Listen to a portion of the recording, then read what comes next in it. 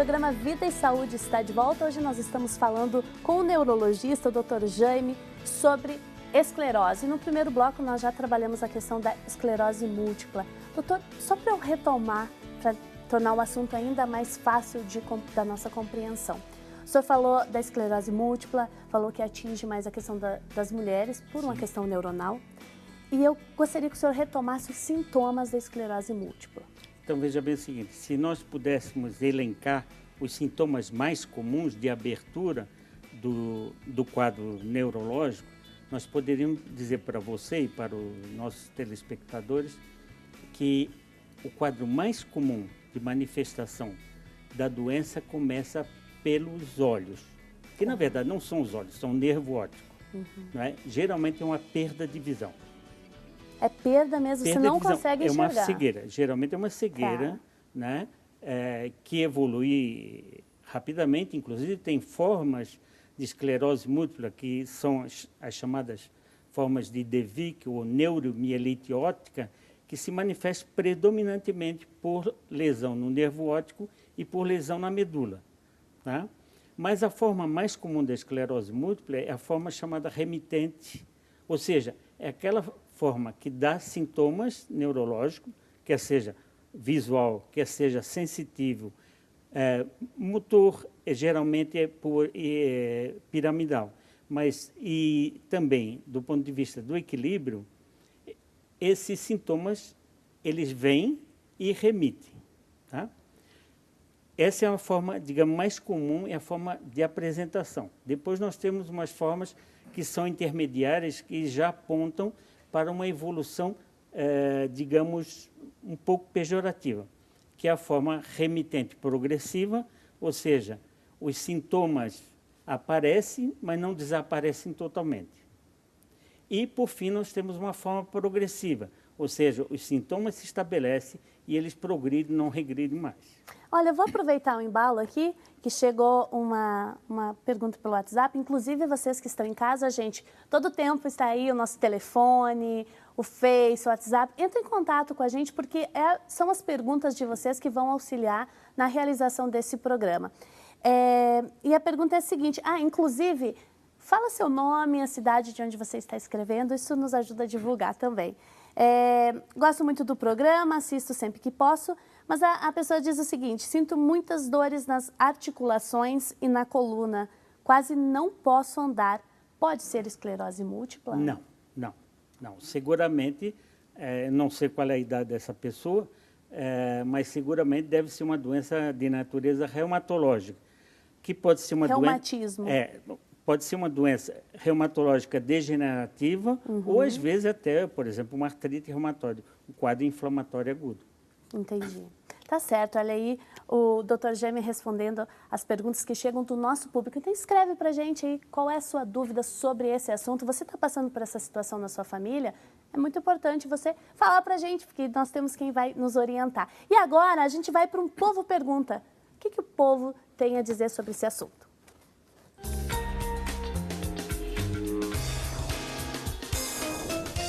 Olá, meu nome é Jane Kelly. Gostaria de saber se pessoas com esclerose múltipla podem praticar esportes. E aí, doutor? É claro que a resposta seria positiva, não tem problema. Agora, eu não sei como é o nome da pessoa, mas de toda maneira o que eu queria dizer para ela é o seguinte, a prática de esportes vai depender das condições clínicas do paciente. E isso vai ser uma coisa que vai ser tratada entre o paciente e o neurologista que está acompanhando ele, ou ela. Por uma razão muito simples, porque, como eu falei, tem formas que são chamadas remitentes progressivas ou formas progressivas. Então, isso, numa linguagem simples, quer dizer o quê? Progressiva é aquela doença que vai ter uma progressão, que vai piorando? Não, aquele que eu falei para você.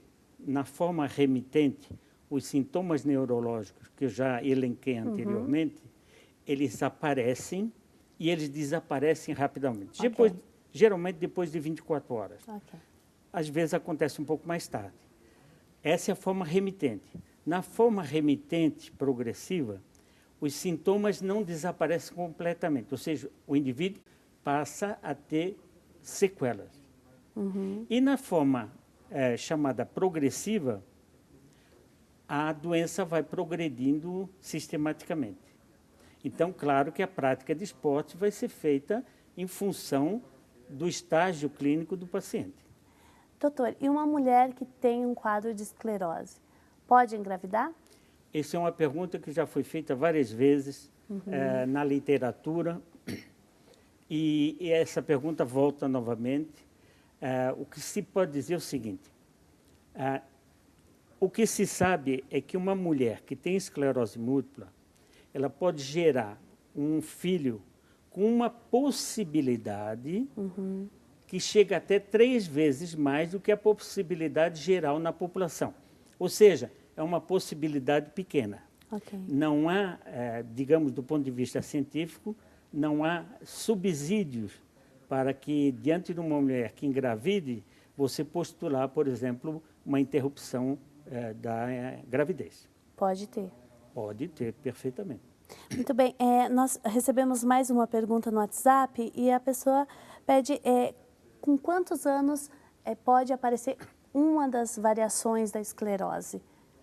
Eu responderia o seguinte, se a gente quiser ver o quadro clínico completo da esclerose múltipla, isso já foi visto em vários lugares do mundo. Geralmente a doença tende a evoluir em 21 anos. 21 anos.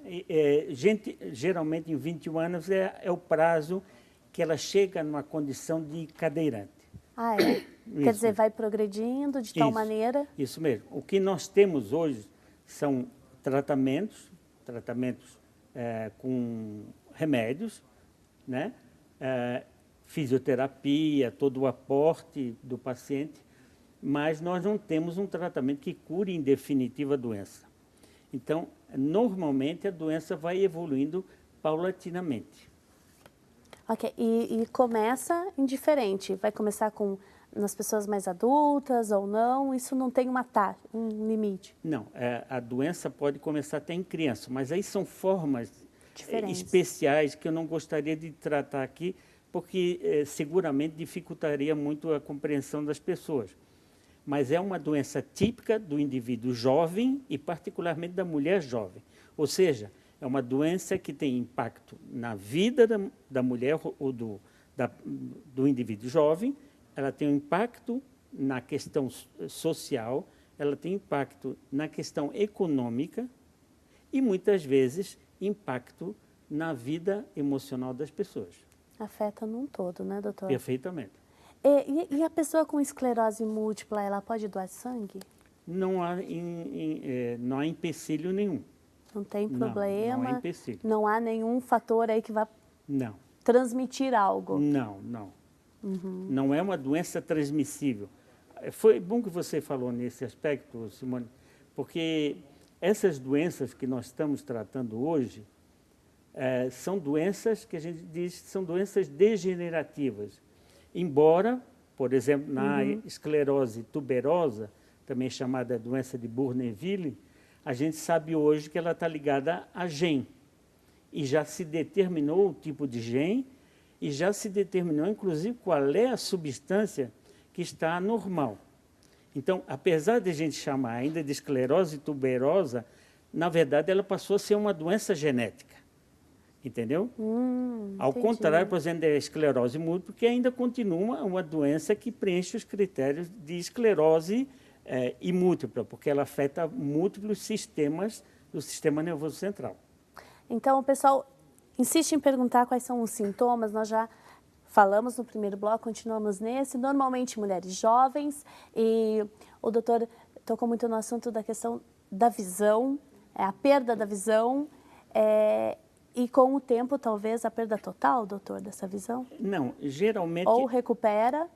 Recupera. A única forma que geralmente é mais danosa é a chamada doença de De Vick, que é uma forma específica de esclerose múltipla. Não vamos tratar agora. Mas o que eu queria dizer é o seguinte, que o indivíduo pode ter várias perdas visuais. E essa perda visual, ela afeta o nervo óptico.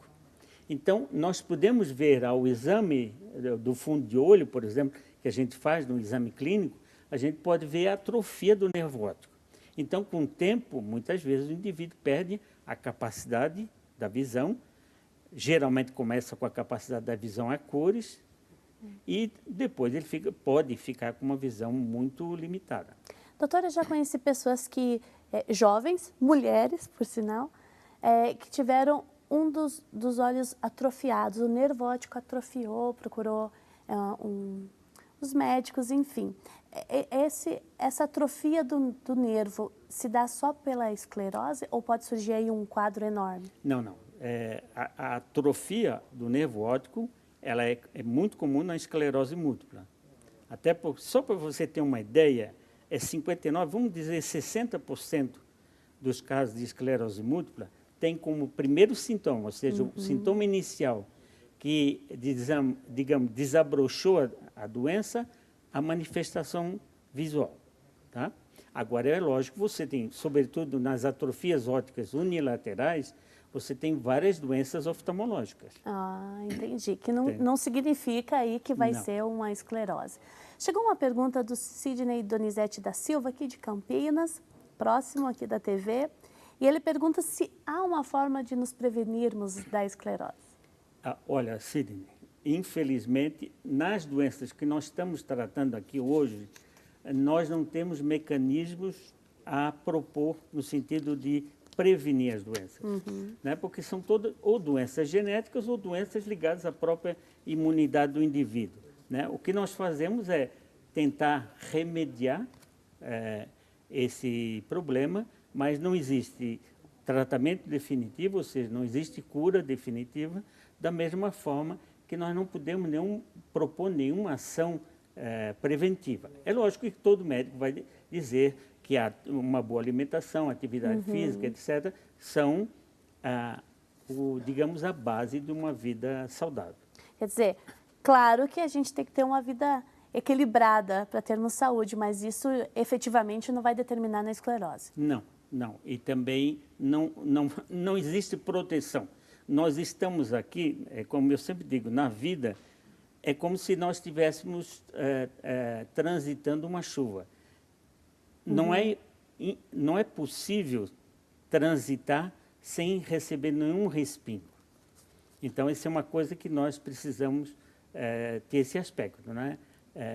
Apesar da gente ser feita à imagem e semelhança de Deus, conforme diz o texto bíblico, mas a gente está longe de ser perfeito e de ter imunidade total contra todas as doenças.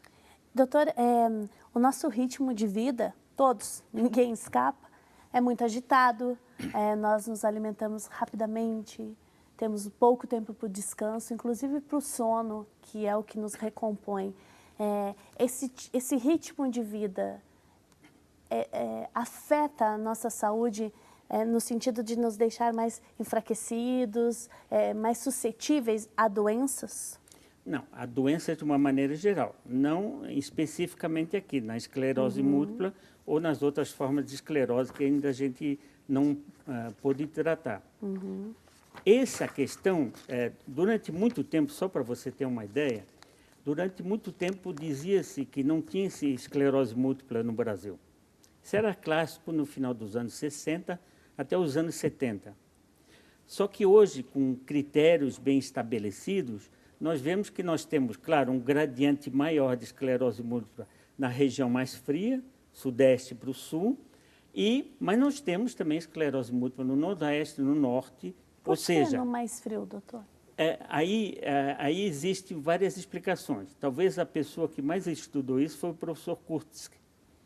Isso já há muito tempo atrás. Na época, ele tinha observado que existia um paralelo na Terra que separava as zonas de alta prevalência da doença das zonas de baixa prevalência. E nós, no Brasil, estaríamos nesse aspecto dentro de uma zona de baixa prevalência. E ainda estamos, porque se você observar que na Europa existem zonas de altíssima prevalência da doença esclerose múltipla, o Brasil, em relação a elas, é menor. Mas nós temos uma quantidade substantiva de doentes. Quando o senhor detecta que um paciente tem esclerose múltipla, enfim, o tratamento que o senhor dá é com base em remédios? Que remédios são esses? Antes de passar a questão dos remédios, eu queria dizer para você o seguinte, que a partir de 2005, os critérios para fazer o diagnóstico de esclerose múltipla foram muito facilitados. Porque se observou, por exemplo, que você tendo um certo número de lesões na ressonância magnética cerebral, tanto na parte acima do cerebelo, quanto na medula cervical, você, junto com, às vezes, um sintoma só, que são as chamadas condições clínicas isoladas, ou seja, o paciente tem, por exemplo, uma perda visual, mas você vai fazer uma ressonância, ele tem várias lesões. Você faz uma ressonância da coluna cervical, ele tem lesão. Então, isso já firma o diagnóstico. Antigamente, nós esperávamos vários surtos para se fazer o diagnóstico. Para ter certeza. Então, hoje em dia, a ressonância magnética nos facilitou muito o desenvolvimento de técnicas de exame no líquido cefalorraquidiano, que a gente faz com frequência, né? Sobretudo aparecimento de chamado uma banda única, que a gente chama de oligoclonal no líquor, é muito sugestivo, e também o desenvolvimento dos chamados potenciais evocados.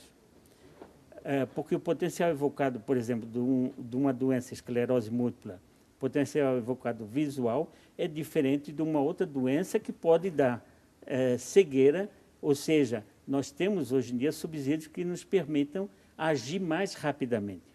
Quer dizer, você não precisa esperar a pessoa ter muitos surtos, não precisa esperar essa doença evoluir, que você já consegue diagnosticar. Olha, e o Dr. Jaime daqui a pouquinho vai falar, então, como é que é esse tratamento, que remédios ele utiliza. Nós vamos para um rápido intervalo e voltamos já já. Doutor...